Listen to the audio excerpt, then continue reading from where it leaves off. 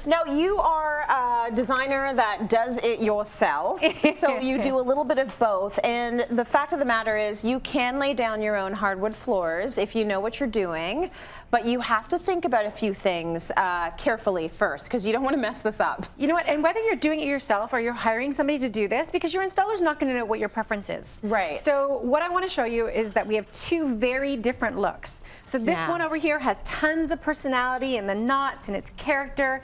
And some people would love this, and these will be their favorite boards in the entire floor. Right, so all of those black knots everywhere. Yeah, this is a natural product. Of course, knots are part of the character of the wood. Yeah. So this is a reclaimed product. So then you could go over to this product over here.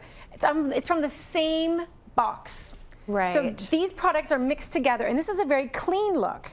So your preference might be you love this clean look, or your preference might be like the personality. But if you don't tell your installer, what's going to end up happening is they're just going to pull pieces out of the box. They're going to lay them down. You might get a really modeled one beside a really clean one. That might drive you crazy. It would. So what you should do is do this dry lay with your installer.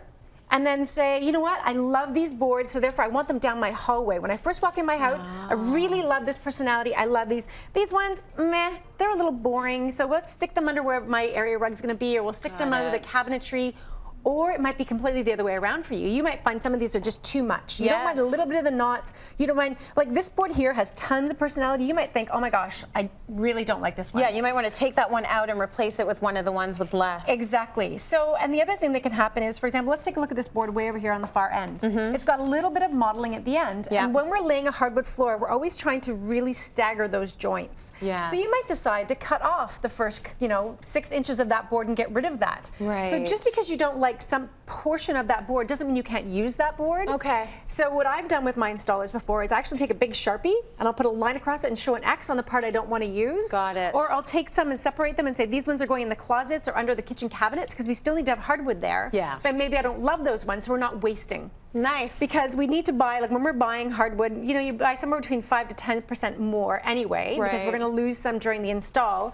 As well, if you're thinking about eventually some renovations down the road, like you might, for example, take a wall out eventually, or there might be some damage at some point, I don't know, something happens. So you hang on to those pieces, huh? So it's good to have some extra around. Because, I mean, wood is a natural product. Right. And if you look at this, one of the things I love, this is from Stanley Cooper, and it's available through Cityline.